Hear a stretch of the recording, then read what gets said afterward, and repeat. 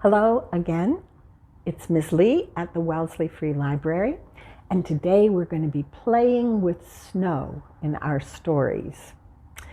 The more we get together, the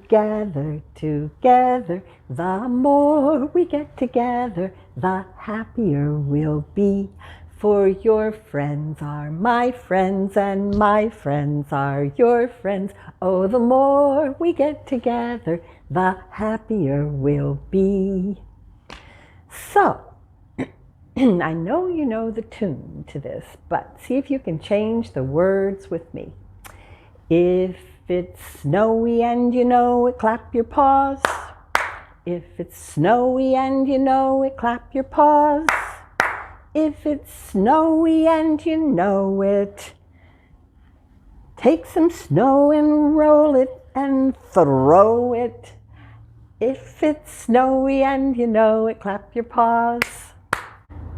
If it's wintry and you're weary, go inside. If it's wintry and you're weary, go inside. If it's wintry and you're weary, read a book that's warm and cheery. If it's wintry and you're weary, go inside. Let's stay inside, but read a book about outside. The Snowy Day. The Snowy Day by Ezra Jack Keats.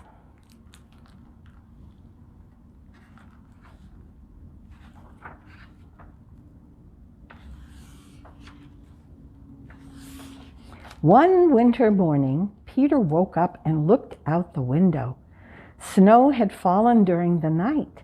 It covered everything as far as he could see. After breakfast, he put on his snowsuit and ran outside. The snow was piled up very high along the street to make a path for walking.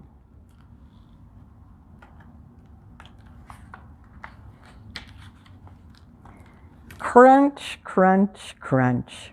His feet sank into the snow. He walked with his toes pointing out like this. He walked with his toes pointing in like that. Then he dragged his feet slowly to make tracks. And he found something sticking out of the snow that made a new track. It was a stick. A stick that was just right for smacking a snow-covered tree. Down fell the snow, plop, on top of Peter's head.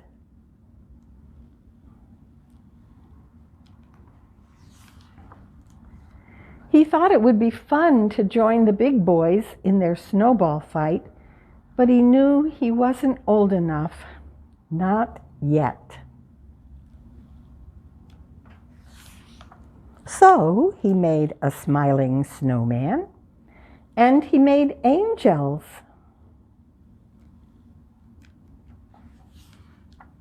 He pretended he was a mountain climber. He climbed up a great, big, tall, heaping mountain of snow and slid all the way down.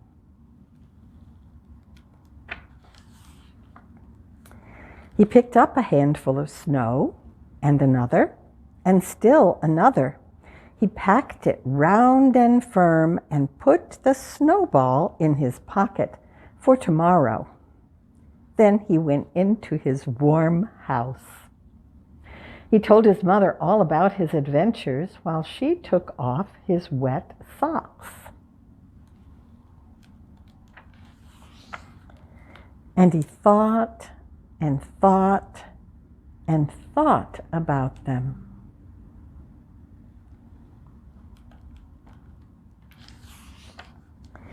Before he got into bed, he looked in his pocket. His pocket was empty. The snowball wasn't there. He felt very sad.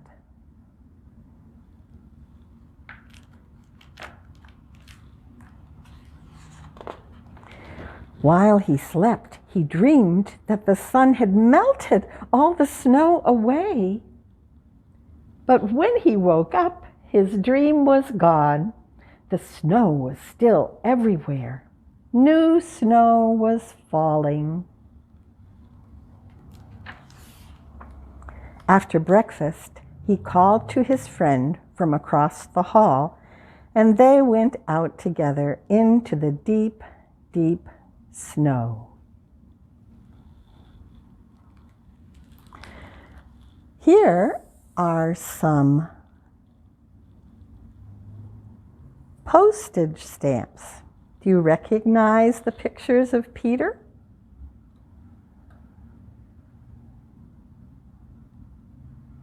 He's sliding down a hill. He's looking at his footprints. He's making an angel in the snow. I have 4 snowflakes with me today. 1, 2, 3, 4. Now this is icy but nice. This one is sparkling but warm. So they are introducing a book called Snowflake Bentley about someone who took pictures of snowflakes. At home, if you want to, you can cut out a snowflake, tape it to a big stick, and your snowflakes can dance, fall, become snowballs. Let's read our book. Snowflake Bentley by Jacqueline Briggs Martin, illustrated by Mary Azarian.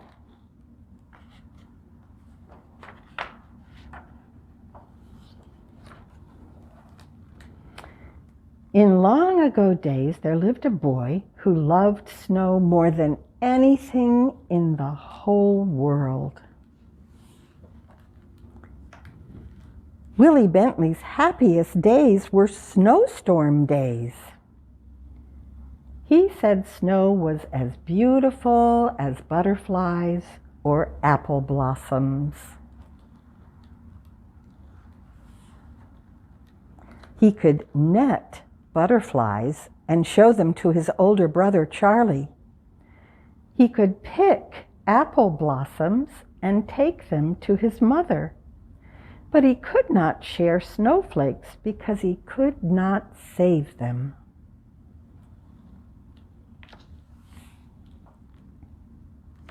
When his mother gave him an old microscope, he used it to look at flowers, raindrops, and blades of grass. Best of all, he used it to look at snow.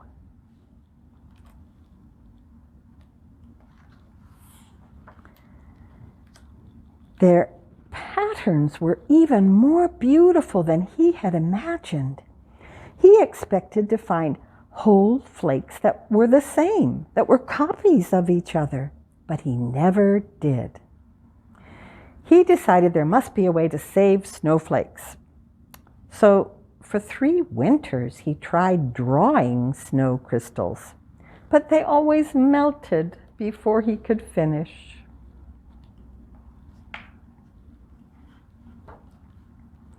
When he was 16, Willie read of a camera with its own microscope. Oh, if only he could have that. But his mother and father could not afford that. But when he was 17, his parents spent their savings and bought the camera.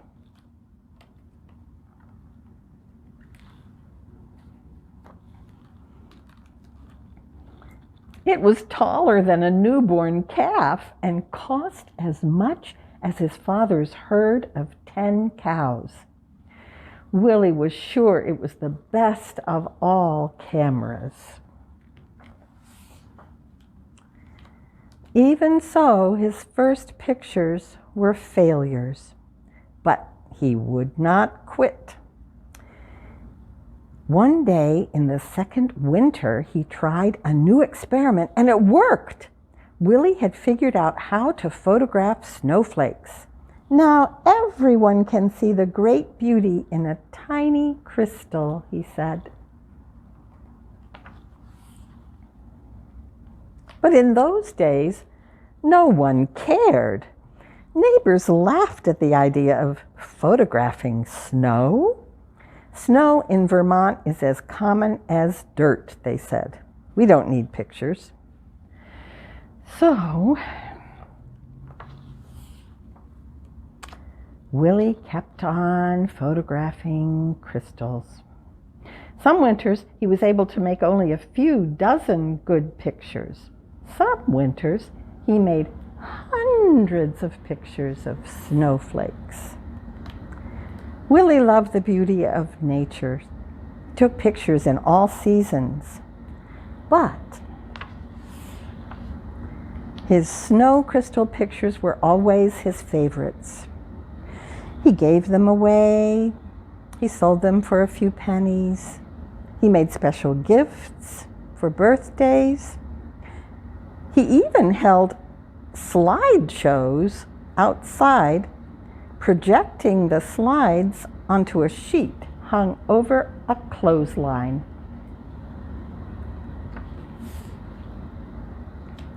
He wrote about snow and published his pictures in magazines.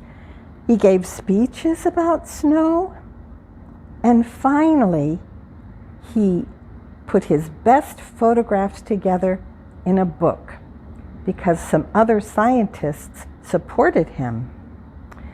His book was published when he was 66 years old, and he kept on going in the snow to find more pictures of snowflakes.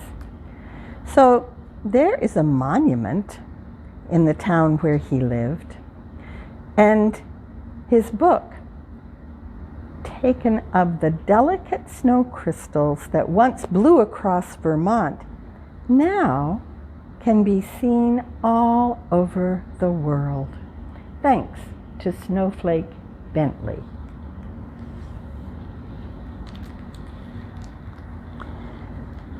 Now here is a small part of his book, Snowflakes in Photographs by Wilson A. Bentley. Let's just take a look, because we can discover too that these snowflakes are all different.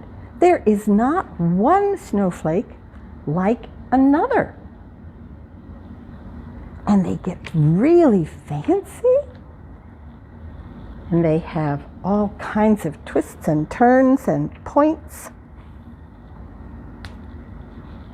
and they're beautiful. So here is not Snowflake Bentley's snowflake. Do you know what this is? It is Frosty the Snowman's baby picture.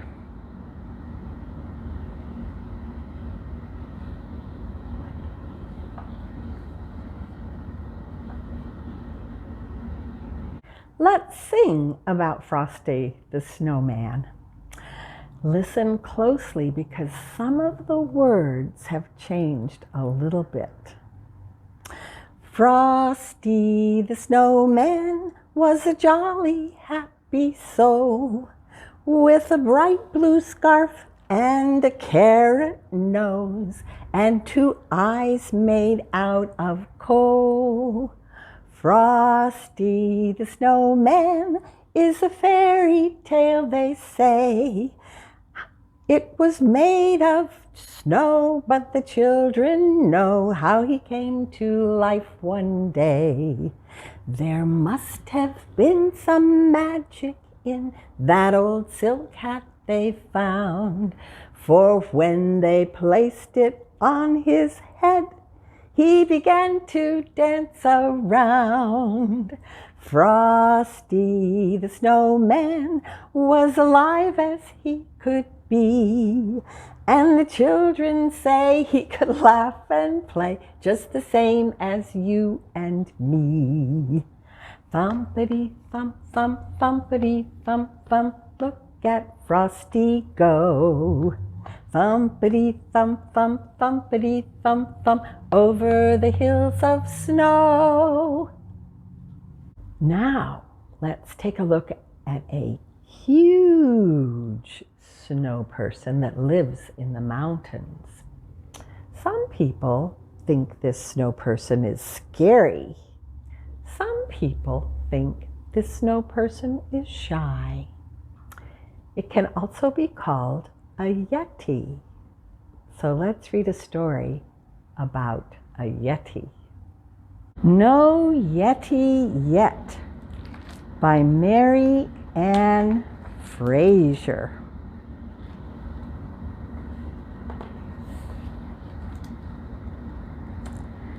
Look for the Yeti that seems to be hiding. It's a perfect day for a Yeti hunt. A Yeti hunt? Yup. Why would we want to find a Yeti? To take its picture, of course. Have you ever seen a Yeti? Nope. Then how will I know if I see one? It will be shaggy and white, like a snow-covered tree. Yup.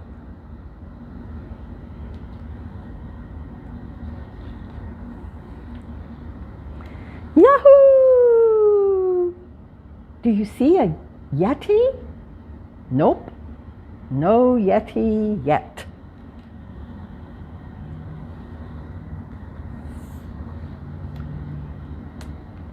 How will I know if I hear a Yeti? Listen for a low, growly yowl. Like the whirly wind? Yup. Do you hear a Yeti? Nope. No Yeti yet.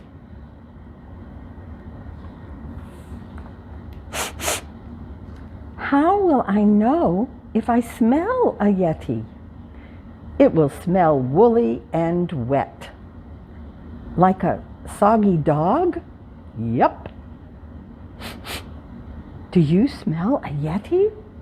Nope, not yet.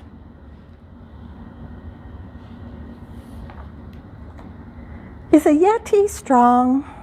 Very strong. Stronger than a tree trunk? Yup.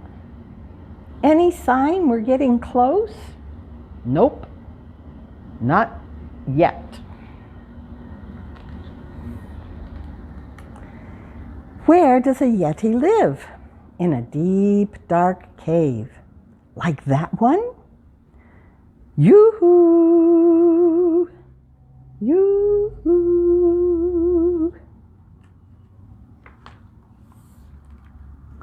Does it make big tracks? Yup. With its humongous furry feet? Yup.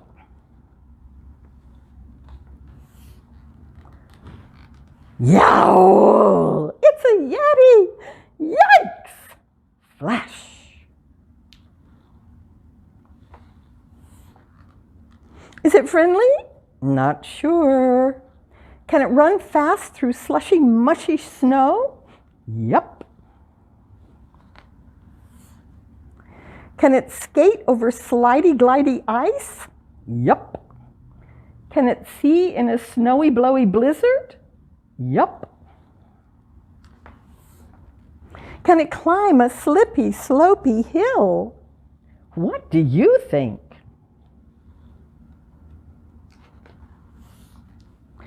I think you lost your camera.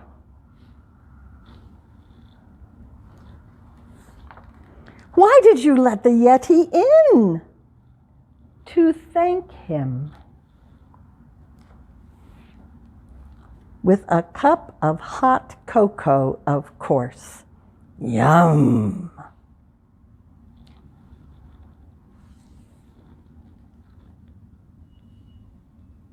Are you ready to find a Yeti? See you later, alligator, in a while, crocodile. Give a hug, ladybug, blow a kiss, jellyfish. See you soon, big baboon, out the door, dinosaur. Take care, polar bear, wave goodbye, butterfly.